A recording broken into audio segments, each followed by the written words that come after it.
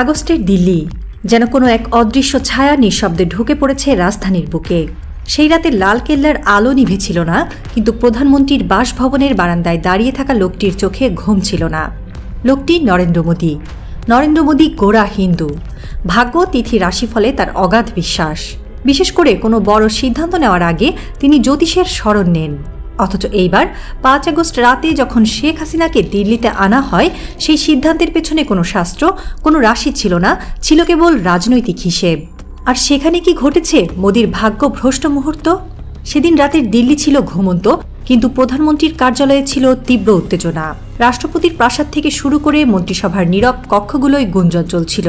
হাসিনাকে এনে আমরা নিজেদের বিপদ ডেকে আনছি। শেখ হাসিনা এসেছেন এক গোপন ফ্লাইটে, নাম প্রকাশ না করা অবস্থানে। দিল্লির এক ভিআইপি সেফ হাউসে তাকে রাখা হয়েছে। কেউ বলছে বাংলাদেশে যেখানেই গেছেন সেখানেই দুর্যোগ নেমেছে।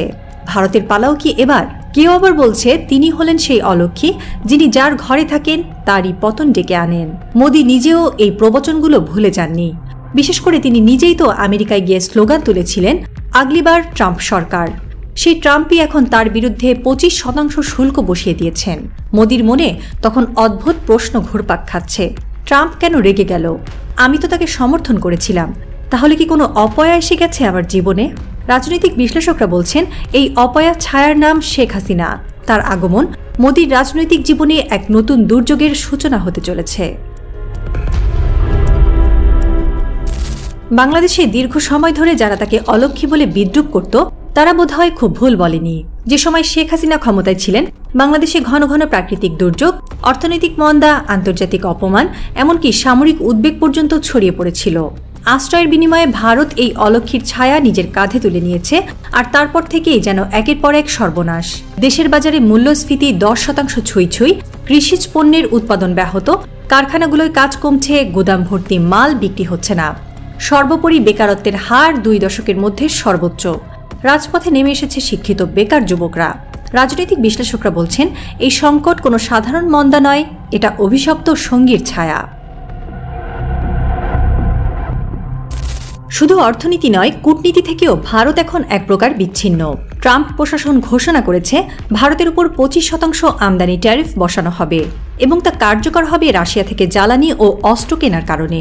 এই সিদ্ধান্তের কিছুক্ষণ পরই যুক্তরাষ্ট্র পাকিস্তান চুক্তি ঘোষণা করে, যেন ভারতের বিপক্ষে ছক কষা হয়েছে এক অলক্ষীর কালিতে। বিশেষজ্ঞরা বলছেন এই সংকট স্বাভাবিক নয়। যুক্তরাষ্ট্র কেন এখন পাকিস্তানের দিকে ঝুঁকল? ভারত তো বহুদিন ধরেই ওয়াশিংটনের ঘনিষ্ঠ। অনেকে বলছেন হাসিনাকে দিল্লিতে স্থান দেওয়ার পর থেকেই আমেরিকান প্রশাসন ভারতকে কৌশলগতভাবে সন্দেহের চোখে দেখেছে, কারণ তারা জানে এই নারী যুক্তরাষ্ট্র বিরোধী শিবিরের এক পুরাতন মুখ। বিশেষজ্ঞরা বলছেন হাসিনার অবস্থান এখন ভারতের জন্য শুধু কূটনৈতিক বোঝা নয়, এটা জাতীয় দুর্ভাগ্যের প্রতীক হয়ে দাঁড়িয়েছে। সংসদে প্রশ্ন উঠছে, কেন তাকে আশ্রয় দেওয়া হলো? কেন দিল্লির রিজিম চেঞ্জ তত্ত্বের অংশ হতে গেল ভারত? প্রধানমন্ত্রী মোদির জনপ্রিয়তা এখন তলানিতে। বেকারত্ব চরমে, আন্তর্জাতিকভাবে অপমান আর আর্থিক বিপর্যয় যেন থামছেই না। শুধু সংসদে নয়, বিজেপির অভ্যন্তরীয় ক্ষোভ জমছে। একাধিক সিনিয়র নেতা তো প্রশ্ন তুলেছেন, এক বহিষ্কৃত বিদেশি নেত্রীকে ঘরে তুলে এনে আমরা কি নিজেদের জন্য রাজনৈতিক বিপদ ডেকে আনিনি? কেউ বলছেন মোদিজি তো তাকে আশ্রয় নয় আশীর্বাদ ভেবেছিলেন, এখন সেটা অভিশাপ হয়ে ফিরছে। একসময় মোদির কণ্ঠে গর্ব ছিল, আগলিবার ট্রাম্প সরকার, যেন তিনি ভারতের প্রধানমন্ত্রী নন, আমেরিকার কোনো নির্বাচনী এজেন্ট। হাউডি মোদির সেই ঝলমলে সন্ধ্যা, যখন ট্রাম্প আর মোদি হাত মিলিয়ে বিশ্বকে বার্তা দিয়েছিলেন তারা পরস্পরের ছায়া। কিন্তু সময় বদলেছে। হাসিনার ছায়া পড়তেই যেন বন্ধুত্বে ফাটল ধরেছে, আর সেই ফাটলে এখন ঢুকছে ইতিহাসের পরিহাস। মোদির সেই বড় বন্ধু ট্রাম্প এখন ভারতের ঘাড়ে বসিয়েছেন 25% আমদানি ট্যারিফ। কোনো রকম নোটিশ ছাড়াই ঝাঁপিয়ে পড়েছে মার্কিন চাপ। মোদির মুখ থেকে ট্রাম্প শব্দটা এখন যেন ত্রাস। রাজনৈতিক মহলে চাউর হয়েছে এক ব্যঙ্গ, যাকে যে সময় বাঁচান সেই সময়টা হারান। মোদির ভাগ্যেও তাই হয়েছে। যেই মুহূর্তে তিনি বন্ধু হাসিনাকে আশ্রয় দিলেন, ঠিক সেই মুহূর্তেই আরেক বন্ধু ট্রাম্প দিলেন রাজনৈতিক ও অর্থনৈতিক বাস। যেন হাসিনার ছোঁয়ায় বন্ধু শব্দটাই হয়ে গেল বিপদের সমর্থক। টুইটারে ট্রেন্ড হচ্ছে ট্রাম্প স্ল্যাপস মোদি, হাসিনা কার্স। ভারতের গণমাধ্যম মুখে কুলুপ আটলেও পশ্চিমা মিডিয়া হেডলাইন করছে মোদি's fall began with Hasina's arrival। বিশেষজ্ঞরা বলছেন শেখ হাসিনা যেন এক অপয়া প্রতীক। যার ঘরেই তিনি আশ্রয় নেন তার ঘর ভেঙে পড়ে। বাংলাদেশের অর্থনীতি যেমন তার সময় ভেঙে পড়েছিল, ভারতও এখন সেই খাতেই হাঁটছে।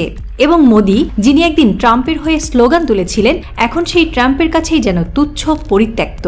বন্ধুত্বের সেই মঞ্চ আজ ঠাঁই নিয়েছে বিদ্রূপের জাদুঘরে। মধ্যরাতে প্রধানমন্ত্রীর কার্যালয়ে আলো জ্বলছে, কাগজপত্র ছড়িয়ে আছে টেবিলে। মোদি মাথা নিচু করে বসে আছেন। নিরাপত্তা উপদেষ্টা, সেনাপ্রধান, অর্থমন্ত্রী সবাই সেখানে। কিন্তু আলোচনার কেন্দ্রবিন্দু এক নারী, শেখ হাসিনা। সাম্প্রতিক দুর্ঘটনার তালিকা পড়ে শোনান একজন অফিসার। পহেলগ্রাম জঙ্গি হামলা, পাকিস্তানের সাথে যুদ্ধে 6টি বিমান হারানো, ট্রাম্পের 25% ট্যারিফ এবং আরও অজস্র। তিনি এখন কোথায় থাকছেন?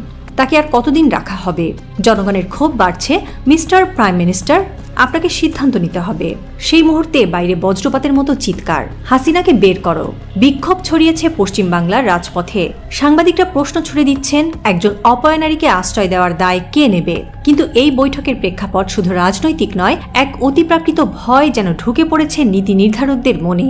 কেউ ফিসফিস করে প্রশ্ন রাখছেন, যার গলায় ষড়যন্ত্র, যার পায়ের নিচে গোপন কবর, তাকে আশ্রয় দিলে এই পরিণামই তো হওয়ার কথা, তাই না?